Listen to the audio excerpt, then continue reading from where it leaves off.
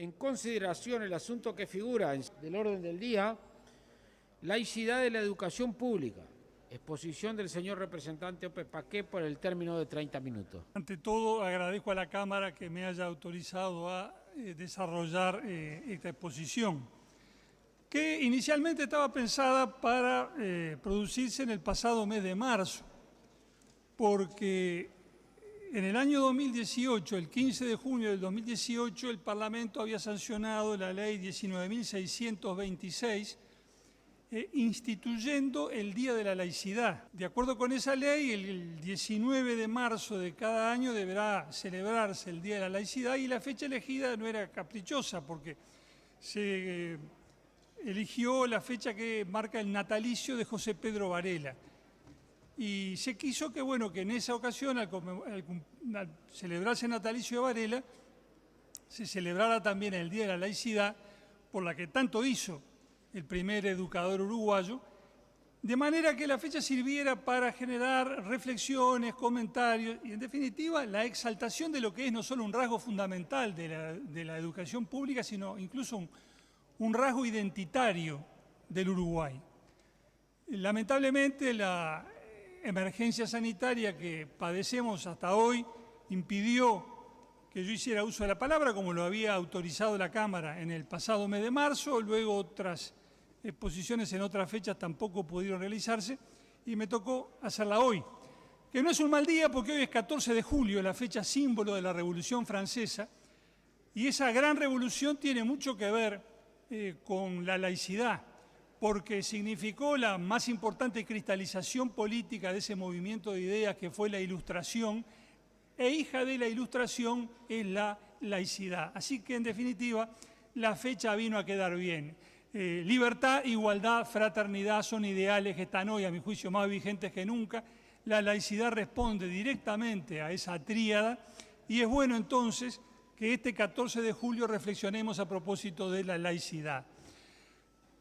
No me voy a referir a este tema tan amplio, tan vasto, un tema oceánico, si se quiere, en todas las dimensiones posibles.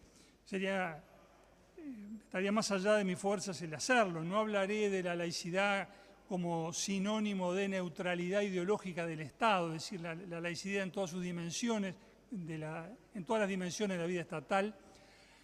No hablaré tampoco de la laicidad en el sentido de separación del Estado de las confesiones religiosas, tema al que me he referido ya en otras ocasiones, y voy a centrarme en lo que es la laicidad, el principio de laicidad en la educación pública.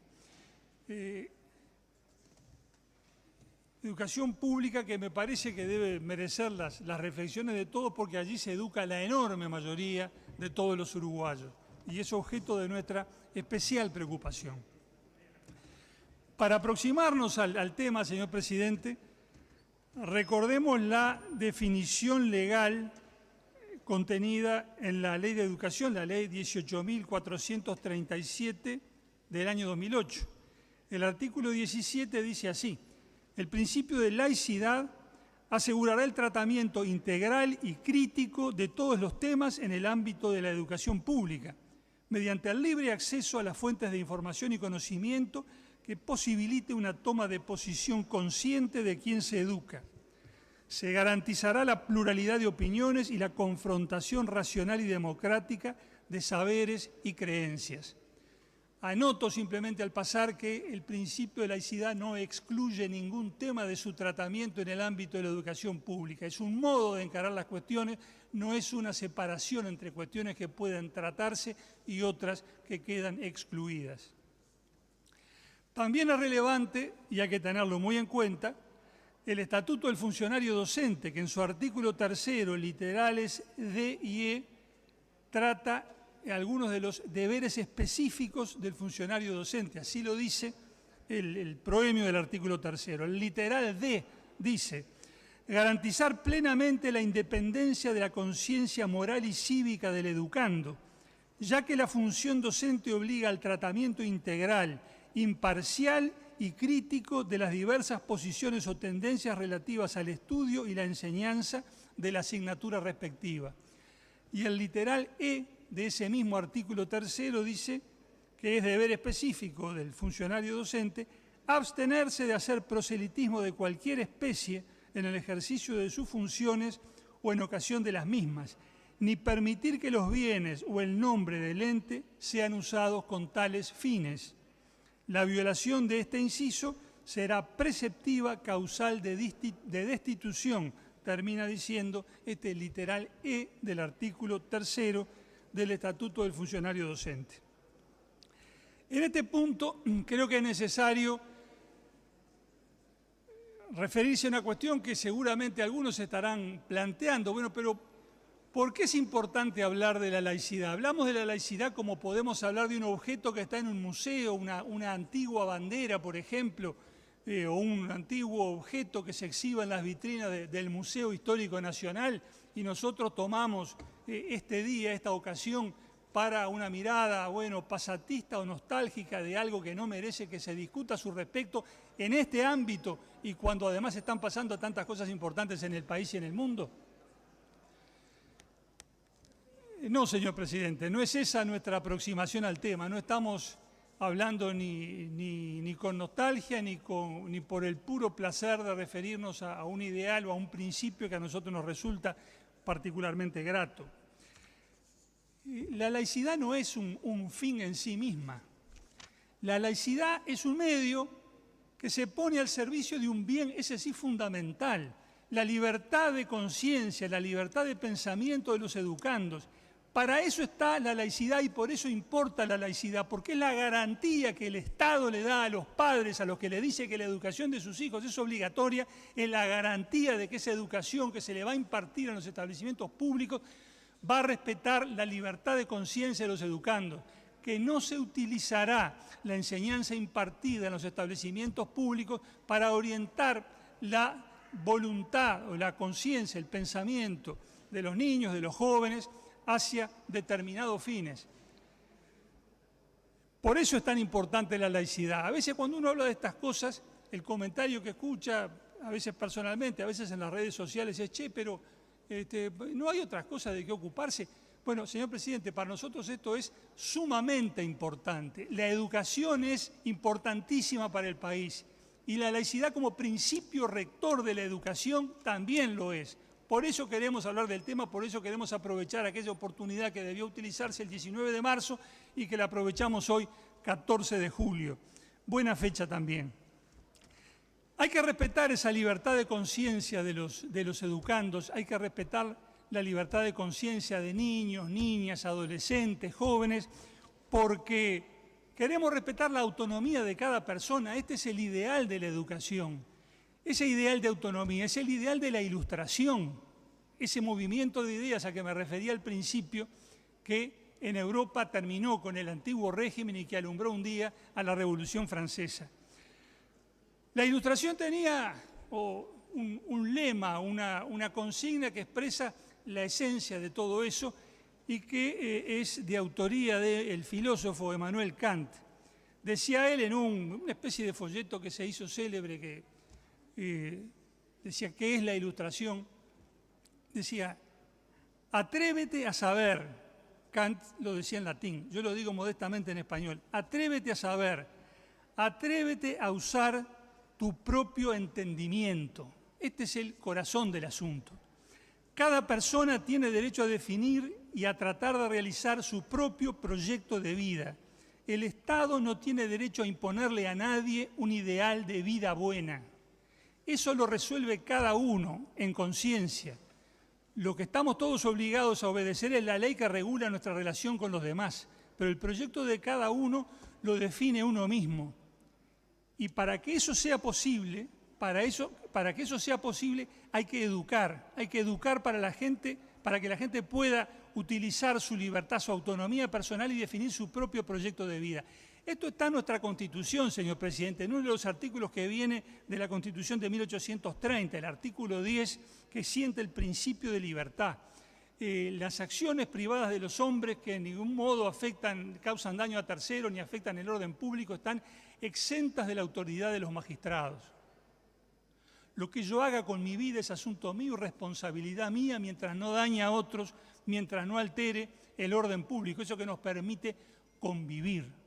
Pero lo principal es la afirmación de libertad contenida como piedra basal de la Constitución de la República. Y la educación laica es educación para la libertad, para que cada uno defina su propio proyecto de vida. Y esto es absolutamente fundamental.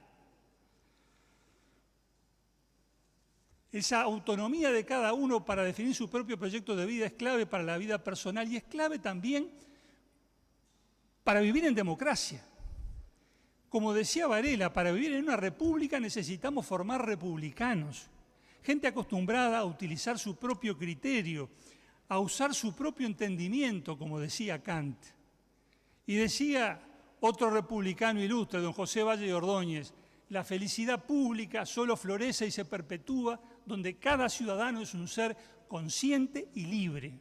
Consciente y libre. Es para eso que educa la educación pública. A veces cuando se habla de estas cosas se plantean denuncias, se está transgrediendo la laicidad acá o allá. Para cambiar un poco lo que es usual, yo quiero señalar algo muy positivo. En el ámbito de la ANEP se está desarrollando en este segundo semestre del año el primer torneo nacional de debates.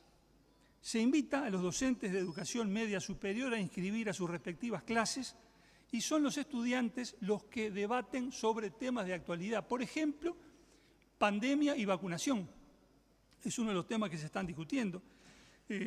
Otro es, por ejemplo, gestación subrogada o vientres de alquiler, haciendo referencia a la legislación uruguaya, naturalmente, como corresponde, y luego alentando el libre debate al respecto. Se establece además un premio, 3 días de vacaciones en una colonia vacacional de ANEP para la clase entera y el docente. Y de esa forma se motiva a los jóvenes, ¿para qué? Para exponer sus ideas de manera racional, argumentando persuasivamente, para escuchar al otro, porque es un debate, y para criticar racionalmente también los argumentos del otro. Esto es laicidad en acción, esto es práctica en ese ejercicio indispensable de convivir, de razonar, de discrepar en un clima de tolerancia y de respeto mutuo. Esto es francamente positivo y quiero señalarlo porque me parece que esto es un modo concreto de poner en práctica ese principio de laicidad.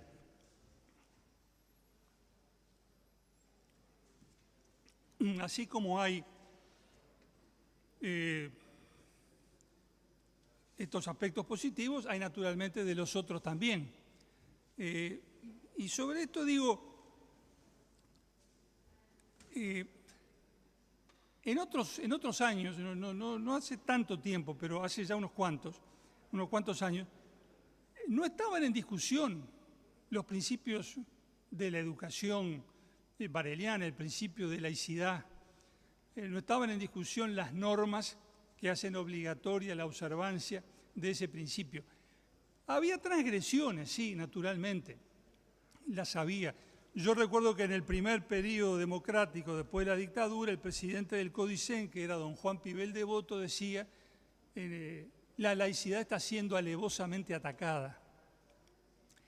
Pero en aquellos momentos, cuando se denunciaban los hechos que, según algunos, configuraban violaciones del principio de laicidad, la discusión recaía sobre los hechos.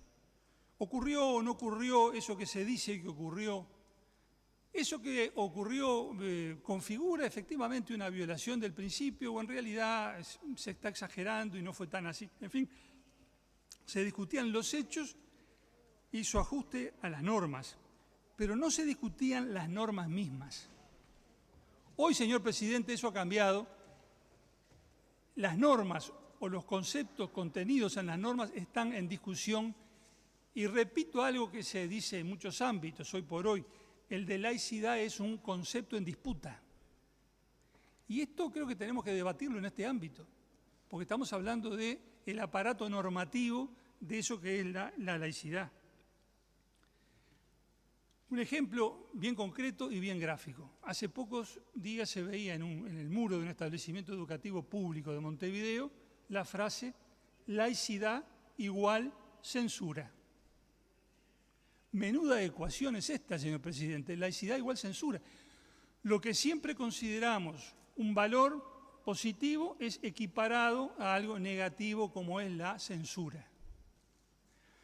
Y hace algún tiempo discutimos aquí en esta Cámara a propósito del proselitismo y la violación del proselitismo a través de ciertas conductas, y quienes defendían una de las posiciones en pugna decían que la prohibición del proselitismo no puede estar por encima de la libertad sindical.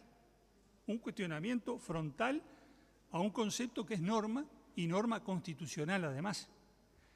Entonces, estamos discutiendo el concepto mismo de laicidad y las bases mismas de ese principio tal como lo establece nuestro orden jurídico de la Constitución para abajo.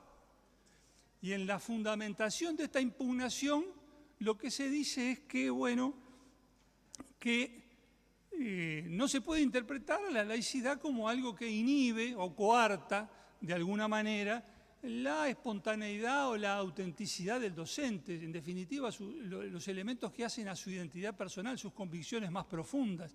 Algunos dicen, el docente no es un robot, naturalmente, cuando enseña, bueno, se expresa en la integralidad de su personalidad, expresa sus convicciones, sus creencias, su subjetividad, es humano que así sea, y está mal tratar de impedir que eso ocurra.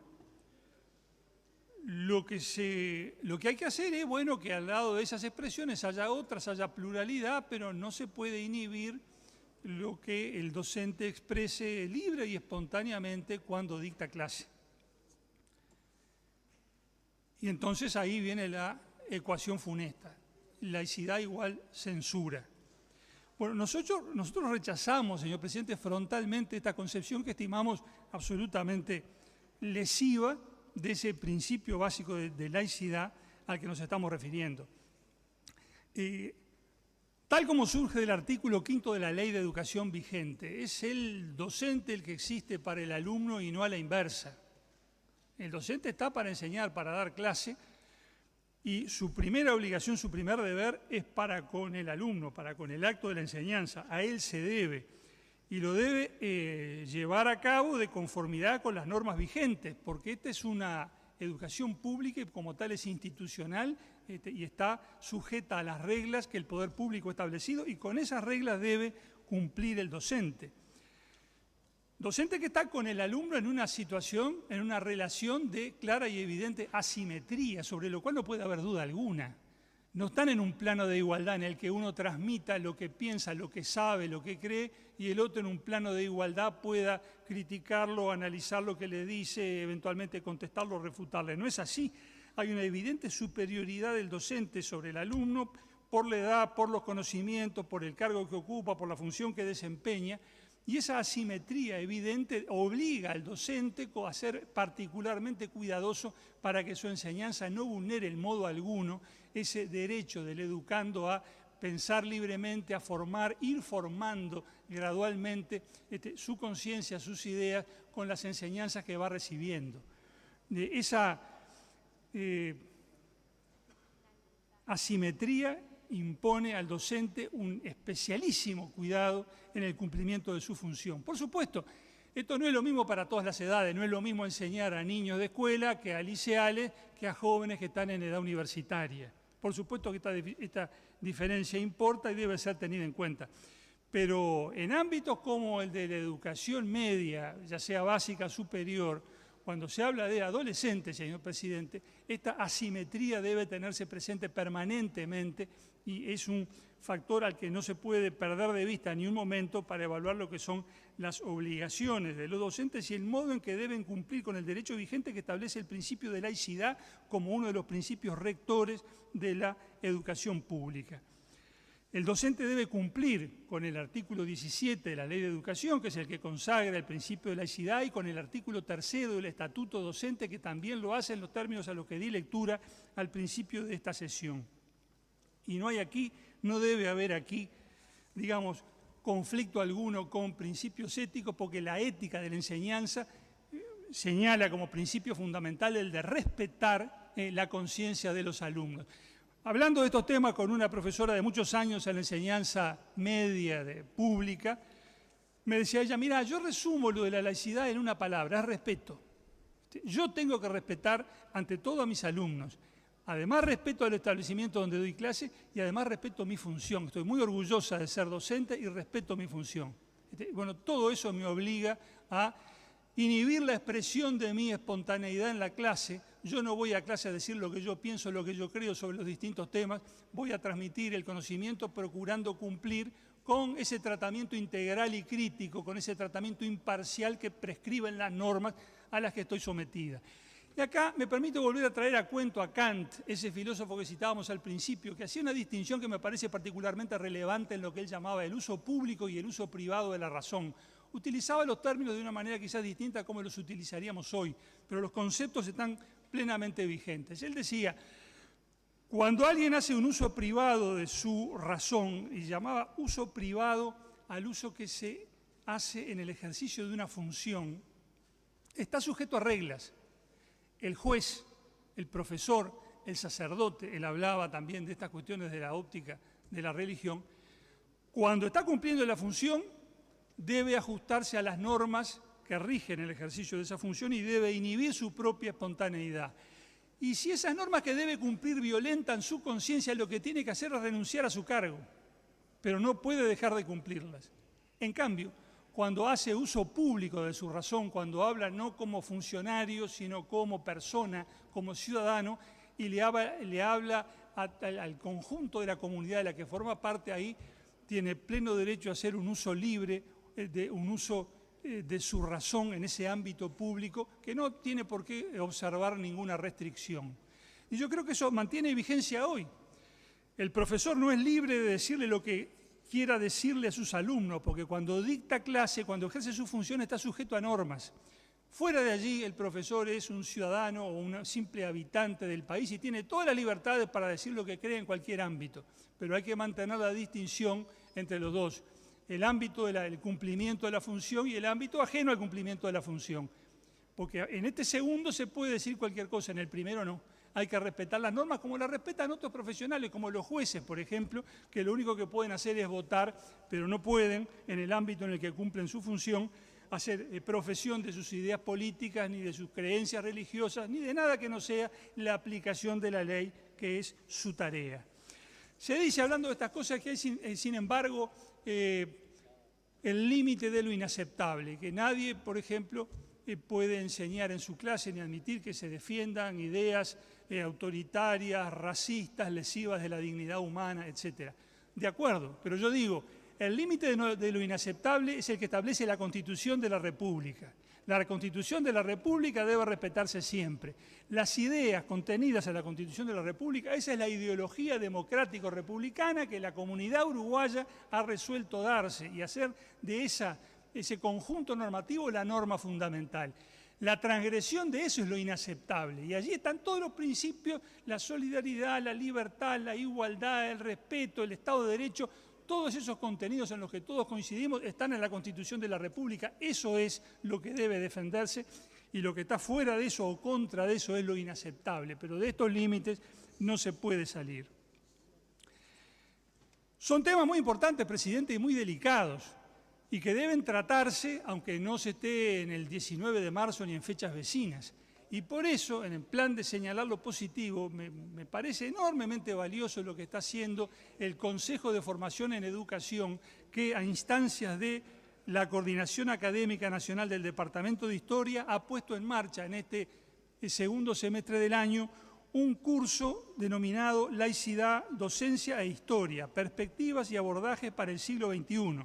Este curso fue diseñado para docentes de los consejos de educación de ANEP y consiste en exposiciones realizadas por prestigiosos docentes de primaria, secundaria y universidad que consideran diferentes dimensiones de la laicidad, históricas, sociales, culturales y políticas, entre otras, así como sus expresiones jurídicas, institucionales y filosóficas. Este curso ha despertado un enorme interés.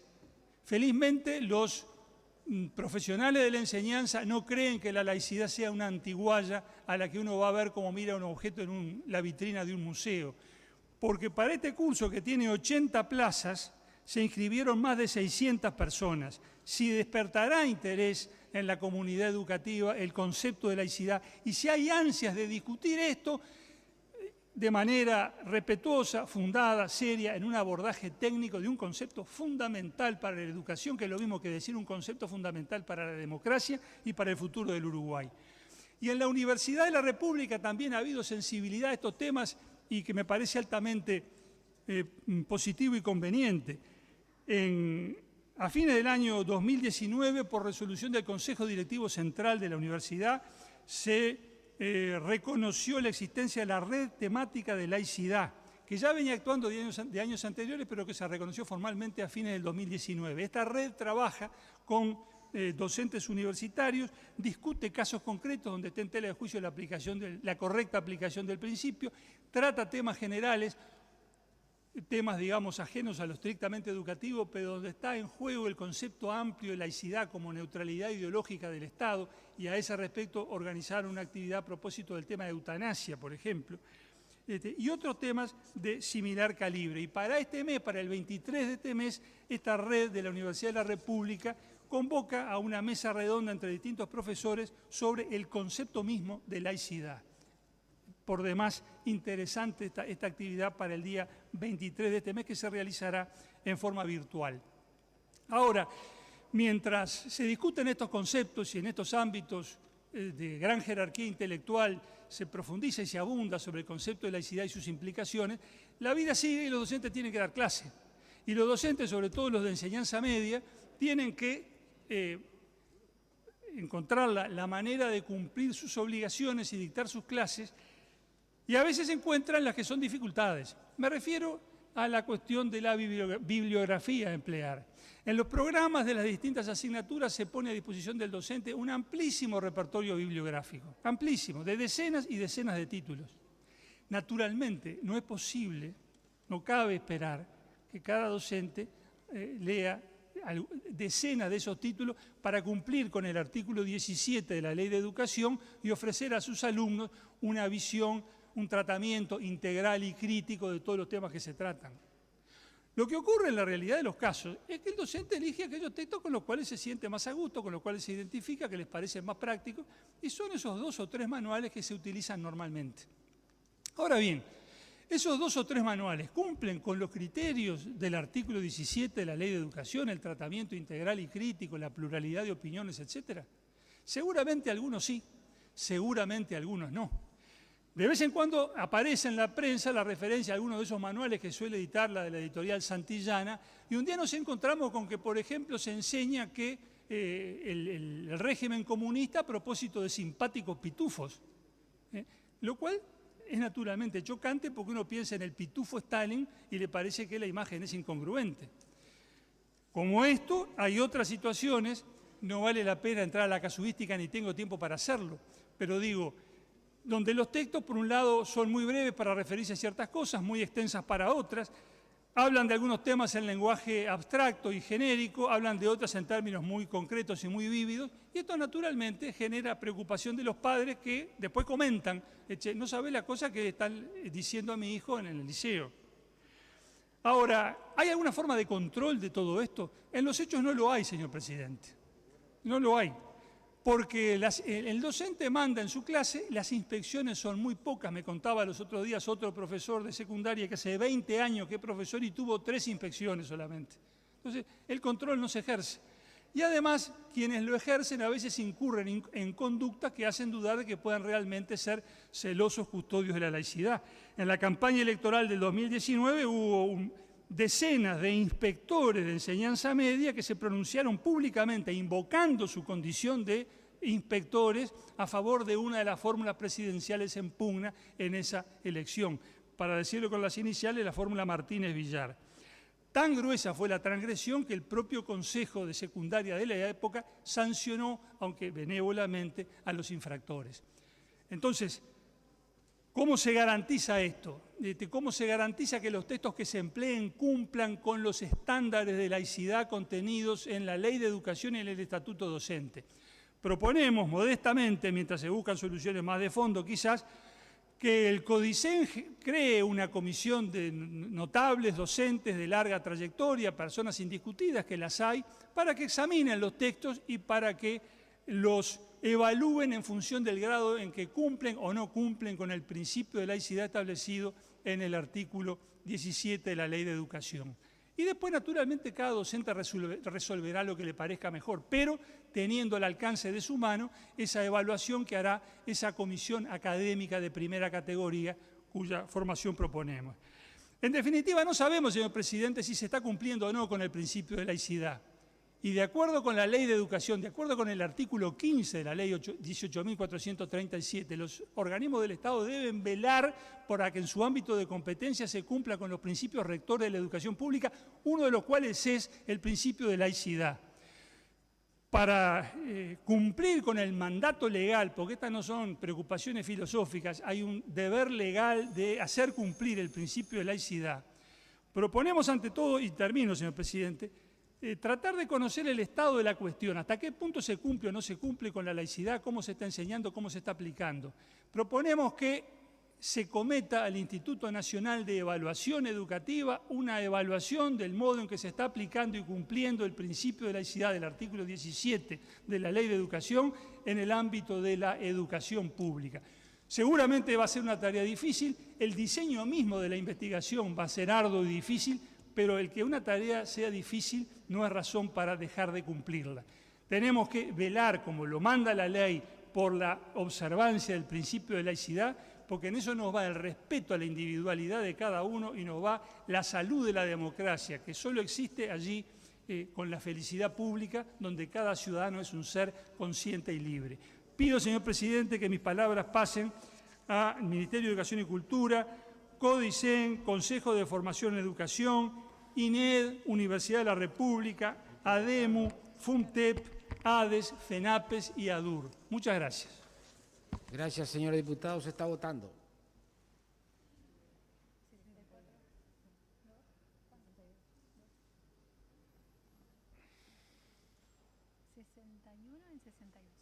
¿61 en 62? Afirmativo. Dese cuenta del informe relativo. Perdón. El diputado Sabini me pidió la palabra. No, presidente, gracias. Sinceramente no pensaba hacer uso de la palabra, pero bueno, realmente creo que las expresiones que ha vertido el diputado Ope Pasquet, por lo menos como diría un amigo, me encienden, ¿no? Porque creo que habla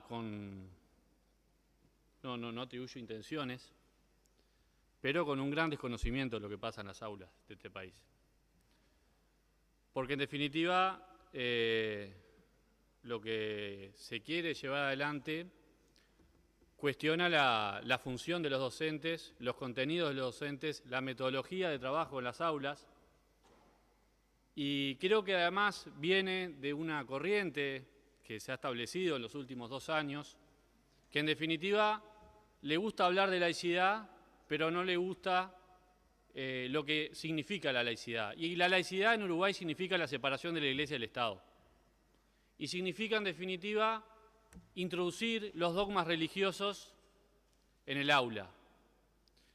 Y fíjense, vivimos en una pandemia, presidente, que casualmente uno de los orígenes de la separación de la Iglesia y del Estado en nuestro país tiene que ver con una pandemia que se produjo en el siglo XIX, que mató a más de 2.500 personas, y en donde los jesuitas y los masones discutían cómo llevar adelante esa pandemia. Unos influenciados por cuestiones religiosas, los otros influenciados por el racionalismo de la época.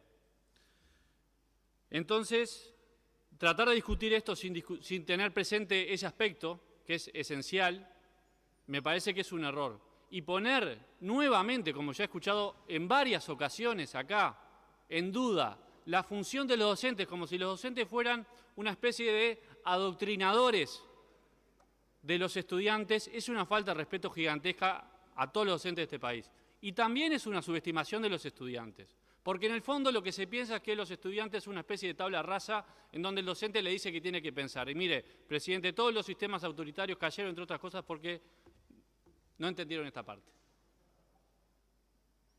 Entonces, La laicidad es fundamental el respeto hacia los estudiantes, es fundamental el respeto de los docentes a los estudiantes, pero no quiere decir que los docentes tengan que esconder lo que piensan o no puedan decirle a los estudiantes su opinión personal. Por supuesto, se pueden encontrar ejemplos en contrario, muchísimos, para un lado y para el otro. Pero también creo que la historia muestra que en realidad los que han querido adoctrinar a los estudiantes han fracasado.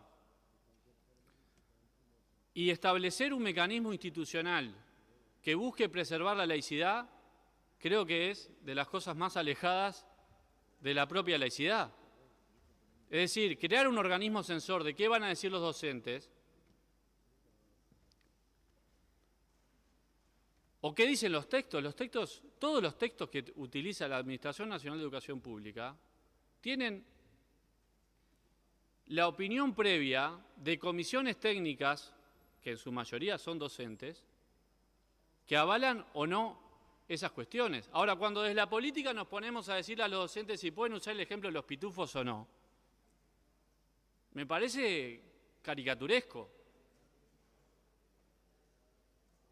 Fíjese, hoy hablaba de la Revolución Rusa, los pitufos tienen el gorro frigio de la Revolución Rusa, francesa. Entonces, no creo que sea una buena práctica. Capaz que mañana empezamos a decirle a los profesores de matemática qué ejemplo pueden usar. O le decimos a un docente que es nazi porque trabajó el nazismo en el aula. ¿Y cómo le vamos a explicar a los gurises que el nazismo es terrible si no se trabaja en el aula? ¿Cómo le vamos a explicar a los chiquilines que en el mundo hay diferentes ideologías? Y bueno, sí, hay que trabajar sobre el concepto de ideología, hay que trabajar sobre lo que significa el liberalismo, sobre lo que significa el marxismo, sobre lo que significa el cristianismo, sobre lo que significan las religiones en el mundo, las ideologías seculares, las ideologías confesionales. Entonces, a mí esto me preocupa porque en definitiva parece que lo que nos va a solucionar los problemas que existen es el control y nada más alejado del liberalismo que la censura y el control. Entonces, ciertos mensajes, a mí por lo menos, me prenden una señal de alerta que creo que no se pueden justificar, porque el año pasado la Administración sacó una resolución en donde se le prohibió a los docentes utilizar un tapaboca, que nunca pasó, dicho sea de paso, con una leyenda, no a la LUC, pero también se le prohibió a los estudiantes hacer eso. Entonces, ¿dónde está la libertad de expresión ahí? Si un estudiante a su real saber entender entiende que tiene que expresarse o que quiere expresarse en ese sentido. ¿Le vamos a prohibir, por ejemplo, a los docentes que lleven un crucifijo en el aula? ¿Le vamos a prohibir, no sé, porque mañana podríamos empezar a plantearnos otras cuestiones también? Entonces, yo creo que la legislación uruguaya es muy sabia en el sentido de que la Administración Nacional de Educación Pública tiene su autonomía técnica y confío absolutamente en que los equipos técnicos docentes de la ANEP, cuando aprueban un texto, es más, tan es así que muchos de los ejemplos que se han puesto ni siquiera eran textos utilizados en la educación pública, ni siquiera. Eran textos que había aprobado una editorial y que se utilizaban en el ámbito privado y que no habían sido aprobados, para que veamos al nivel en que estamos discutiendo. Porque repitamos muchas veces una cosa no quiere decir que esa cosa sea verdad. Y muchos de los textos que se han cuestionado ni siquiera eran textos que se utilizaban, o algunos estaban en desuso, algunos habían sido donados por una editorial y estaban en una biblioteca municipal y se dijo que ese texto había sido utilizado en todas las escuelas públicas. Referido a otro tema, al tema de la educación sexual. Entonces, mucho cuidado con querer instalar consejos que le digan a los profesores qué está bien y qué está mal. Y no es, lamentablemente, creo que lo informaron mal al diputado, porque en algunas asignaturas hay problemas con las inspecciones. En otras asignaturas, le aseguro al presidente y a la Cámara que hay un permanente control, y es más, hasta eso ha sido criticado en algunos foros por el excesivo verticalismo que existe muchas veces en nuestra educación y que eso, por ejemplo, no le da espacio a el desarrollo de determinadas metodologías. Porque se le señala demasiado a los docentes hacia dónde tienen que ir de parte de las inspecciones, pero ese es otro debate. Con lo que quiero decir con esto es que no es tan así. Los docentes están hipercontrolados en la tarea que hacen. En la escuela, la directora, la inspección regional, la inspección nacional, le revisan las carpetas, le revisan los cuadernos, los escritos, los parciales, qué pregunta, qué no pregunta, cómo lo pregunta. Entonces, yo creo que hay cosas que no las podemos decir tan livianamente porque no son ciertas. Y menos acá en el Parlamento. Yo, sinceramente, presidente, no iba a hablar. Sé que hoy tenemos una sesión larga, hay un montón de proyectos para tratar, pero no quería hacer las referencias tampoco que hice, pero realmente yo siento que soy un profesor que eventualmente soy legislador, pero estudié para el profesorado, ejercí el profesorado muchos años en mi departamento, es lo que me gusta hacer, y creo que en esta casa, que es la Casa de la Democracia, está bueno que cuando hablemos tengamos buenos elementos, porque si no, y yo sé que respeto muchísimo al diputado Pasquet, seguramente no es su intención incurrir en estos errores, pero no se puede decir que a los docentes no se los controla. Eso es un error. Cualquiera que haya estado en un aula lo sabe. Hay un hipercontrol de lo que hacen los docentes en el aula. Cuando uno da una clase y viene la inspección, hasta si hiciste bien el esquema, si lo hiciste mal, si preguntaste bien, si preguntaste mal. Y cuando un docente comete un atropello contra un estudiante, como los que aquí se han querido relatar, los primeros que saltan son los estudiantes. Después saltan los padres, después salta la dirección. Por suerte en Uruguay pasa muy poco eso. Y cuando pasa nos enteramos. Nos enteramos en la prensa, nos enteramos por las redes sociales. Nos enteramos de un caso una vez que pasó hace poquito, una directora que estaba justamente poniendo una mirada sola con respecto a un tema muy sensible. Entonces, no sé, creo que cuando hablamos de ciertos temas que son delicados, es bueno ser preciso en lo que decimos. Y era simplemente eso, presidente. Muchas gracias.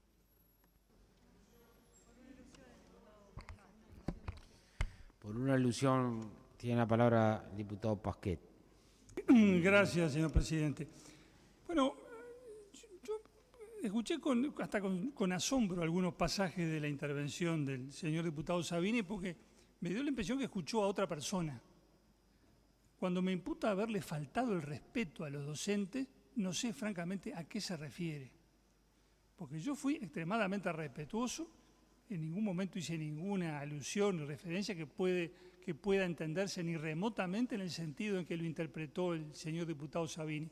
Creo que se habrá hecho una idea, un prejuicio acerca de lo que yo iba a decir y le contesta a su prejuicio, no a lo que yo dije. Pero más allá de lo anecdótico y de las calificaciones, de venir sin haber preparado, no voy a entrar en esa discusión menor. Lo que señalo sí son dos discrepancias importantes. Primero, la laicidad no tiene que ver solamente con lo religioso. Ese es un aspecto del tema, no es el único. El artículo 17 de la Ley de Educación, votada por el Frente Amplio, probablemente el diputado Sabini la haya votado en su momento, consagra el principio de laicidad con absoluta generalidad. No dice que se limita a lo religioso. Y así ha sido interpretado porque cuando se ha estudiado de la evolución del concepto de laicidad en el Uruguay a través de la historia, se marca un quiebre claro entre lo que era fin del siglo XIX, principio del siglo XX y lo que ocurre después de la Segunda Guerra Mundial, donde se empieza a advertir la violación de la laicidad no con fines de proselitismo religioso, sino de proselitismo político, filosófico, lo cual genera a su vez una reacción, etcétera, etcétera, etcétera. Pero confinar la aplicación del principio de laicidad a lo religioso puede resultarle muy cómodo a algunos, pero no es de recibo. No es eso lo que dice la ley, no es eso lo que dice el estatuto docente. Y en segundo lugar, la discrepancia también de fondo es que el señor diputado Sabini reivindica explícitamente la tesis que yo combato, es decir, que el docente puede expresar su subjetividad, digamos, en clase. Yo no estoy de acuerdo con eso, yo creo en la neutralidad procedimental. El docente debe exponer de tal manera que presente una visión, como dice la ley, integral, crítica, imparcial, como dice el estatuto docente. Porque si un docente como el señor diputado Sabini le habla a un muchacho de 14 o 15 años y le expresa su subjetividad, pues va a incidir indebidamente, ilícitamente en la formación, en la opinión que ese muchacho se haga del tema que le están enseñando. Yo estoy en contra de eso. Y ahí tenemos una discrepancia de fondo que espero que tengamos reiteradas ocasiones de discutir y ventilar en este Parlamento, porque es bueno que el país sepa qué es lo que pensamos acerca de la laicidad. ¿Significa que los docentes tienen derecho a volcar su subjetividad sobre los adolescentes que los están escuchando? ¿O significa la laicidad otra cosa, que deben enseñar de tal manera que el muchacho ni sepa a qué partido político vota el docente que les está enseñando? Yo fui alumno de dos grandes profesores, José Pedro Barrán en la enseñanza media y Jorge Gamarra en la Universidad de la República. Nunca supe, por lo que me decían, a quienes votaban o dejaban de votar. Después supe que uno con el tiempo fue senador en representación del Partido Socialista y después supe la trayectoria en el plano político de José Pedro Barrán. Cuando fueron mis profesores, de los cuales guardo un recuerdo imborrable, nunca jamás dejaron traslucir su orientación política. Y eso no disminuyó en nada. Al contrario, realzó la enorme jerarquía, la enorme calidad de la enseñanza que impartían en un Uruguay donde era muy difícil guardar esa neutralidad procedimental que ellos guardaban y sin embargo lo hacían y por eso todos los que fuimos sus alumnos los recordamos con gratitud y con cariño. Muchas gracias. Por una alusión al diputado Sabini. No dije que no preparó, yo sé que el diputado Pasqué prepara siempre sus exposiciones. Lo que dije es que tenía información de mala calidad y eso lo sostengo. Por supuesto que la laicidad no se reduce a la separación de lo religioso, yo tampoco dije eso. Lo que digo que eso no se puede soslayar. Ese es el origen de la laicidad en nuestro país y ojalá se mantenga así. Y por último, yo creo que es bueno que los docentes se expliciten siempre que los estudiantes lo requieran. Es decir, no estamos diciendo porque acá a veces se caricaturizan los fundamentos, ¿no? Los argumentos. Ningún docente se va a parar en un aula a decirle, no, yo estoy en contra de la LUC. No, obviamente que no.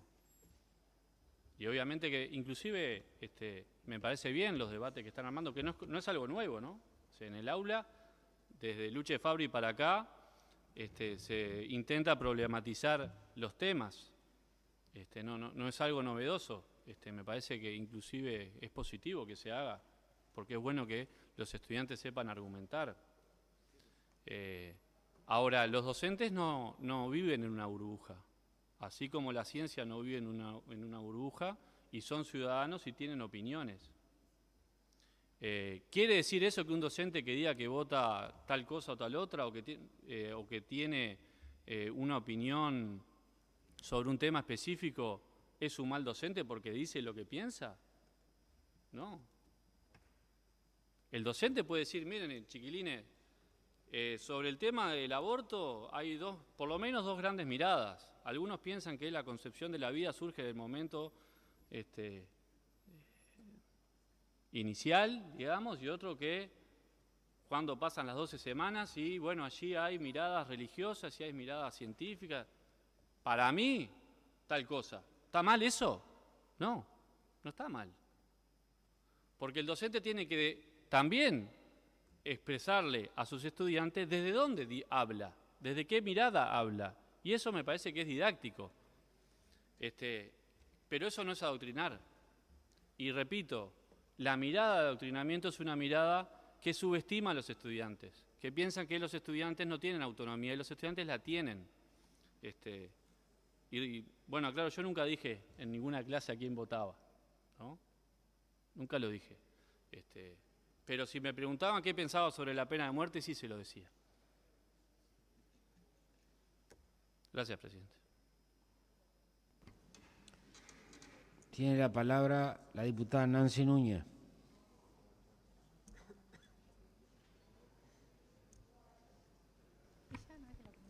Gracias, señor presidente. Me voy a remitir, en la medida de lo posible, a argumentar y fundamentar por qué acuerdo y por qué el Partido Nacional acuerda con tener un órgano que pueda garantizar la laicidad en las escuelas. En las instituciones educativas me quiero referir. Autonomía, laicidad, integralidad, son principios fundamentales de la escuela pública, del sistema educativo uruguayo, en sus rasgos más singulares y dentro de los derechos humanos. Para refrescar un poquito lo que dice el artículo 17 de la Ley de Educación 18.437, el artículo 17, y es más amplio que la religión, solamente para refrendar que efectivamente puede haber partido de la religión y puede haber partido de aquella idea bareliana, pero actualmente está relacionado con la politización de la educación. El artículo 17 dice: el principio de laicidad asegurará el tratamiento integral y crítico de todos los temas en el ámbito de la educación pública, mediante el libre acceso a las fuentes de información y conocimiento que posibilite una toma de posición consciente de quien se educa. Acá el sujeto de derecho es el alumno, quien tiene derecho para ir formando tanto su proyecto de vida como su concepción del mundo, es el niño. Por lo tanto, el joven, el adulto que está enseñando en esa relación asimétrica, obviamente que tiene sus concepciones, que tiene su ideología, pero en una construcción educativa, el docente, desde mi punto de vista, no corresponde que dé su opinión.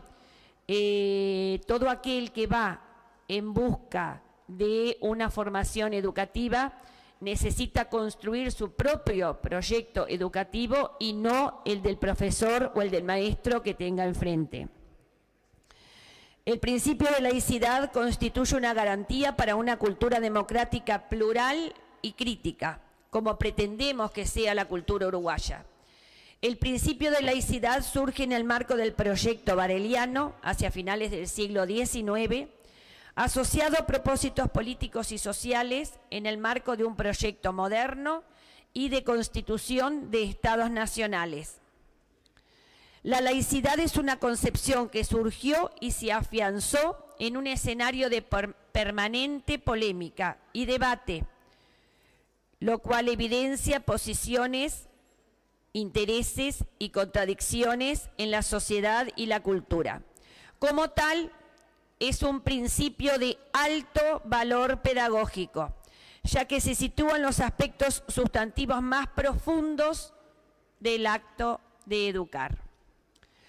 Lo que me mueve a ser ético, por sobre todo, es saber que, como la educación es por su naturaleza directiva y política, pero yo debo respetar a los educandos, defender una posición, una preferencia con seriedad y con rigor, pero también con pasión, estimulando y respetando al mismo tiempo el derecho al discurso contrario.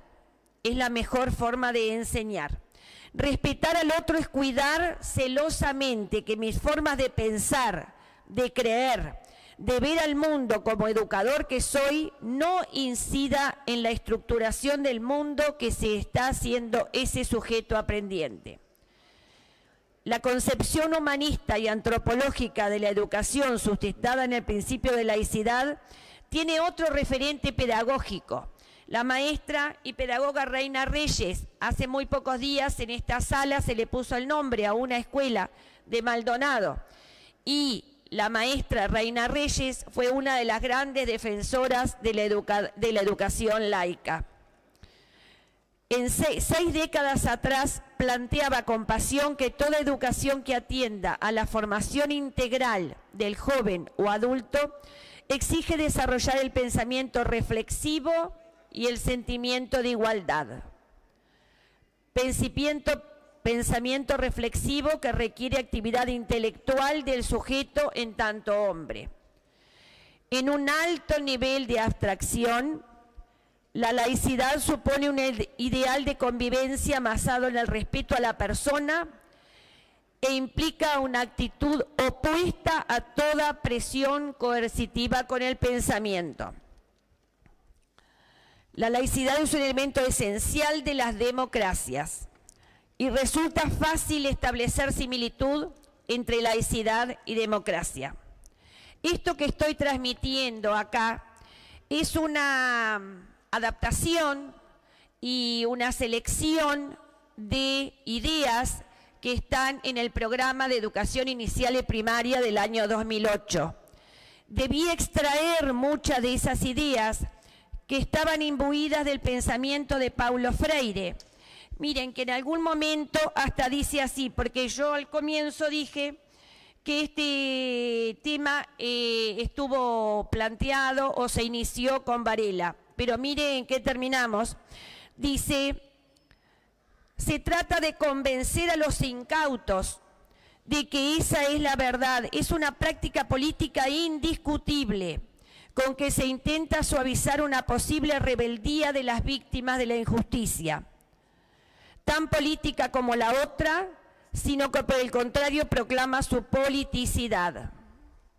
La emancipación en el plano material, económico y técnico supone liberarse de situaciones de hambre, miseria, enfermedad. Estos puntos los encontramos en la fundamentación para docentes del programa de educación inicial y primaria. Por este motivo, entiendo, como representante del Partido Nacional, que para garantizar el fiel cumplimiento de la laicidad, para asegurar a nuestros jóvenes una formación libre, crítica, autónoma, para resguardar los legítimos derechos a tener creencias y posturas propias, sin intentar premeditadamente influir en otros, para que los jóvenes puedan construir el proyecto de vida del que hablaba el diputado que me precedió en la palabra, para que los propios docentes que tienen un pensamiento plural, que son respetuosos de sus alumnos, sientan que están garantizados sus derechos a enseñar, el Partido Nacional adhiere al proyecto de crear un Consejo de Laicidad como garante de pluralidad intelectual de todos aquellos que asisten a los centros educativos públicos del Uruguay. Muchas gracias. Bien, continuando, tiene la palabra el diputado Juan Crower.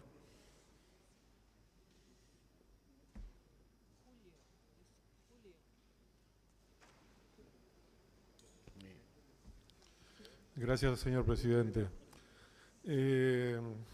Como representante, pero además de una religión, tengo una religión como otros no la tienen, soy un bandista y considero que estas regulaciones llevan a aumentar las brechas entre algunos poderosos y otros que no existen.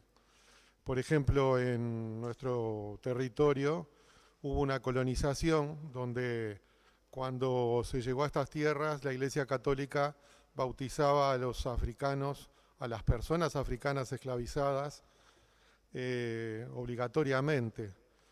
Y desde ahí se demonizó la creencia que ellos tenían pudiera ser batuque, candomblé, quimbanda, y luego surge la umbanda. Estas religiones son muy mal vistas por todas las propagandas que ha habido desde esa historia, que claro, no hay un poder económico que pueda visibilizarlas y defender esas creencias. En principio digo, no se cree en el diablo es un santo, yo le digo un santo católico porque no lo conocemos nosotros. Entonces, ¿por qué demonizar? Ahora, yendo al punto, estoy hablando solo de una parte de la laicidad, ¿no? La parte religiosa, pero creo que se desprende de ella después también en todos los ámbitos. Cuando se empieza a regular, siempre los de abajo son los que pierden.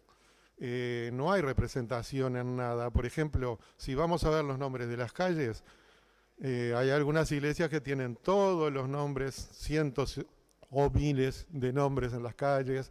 También hay iglesias en los cuarteles. Bueno, nombres por todos lados. Hay una preponderancia total. Entonces creemos que la laicidad debe ser una laicidad inclusiva, pero inclusiva de verdad. Cuando se empieza a regular y desde ciertos ámbitos, que estoy seguro que esos catedráticos que puedan estar regulando, no va a haber ninguno que represente a estos sectores, como tampoco habrá representantes de los sectores, también quizá la necesidad de maestros o de la parte de pueblo, entonces termina siendo un recorte para los de abajo. No sé si queda claro, pero era lo que tenía que decir. Gracias. Tiene la palabra la diputada Insaurralde. Bueno, yo quiero enfatizar la diferencia entre la laicidad y el laicismo.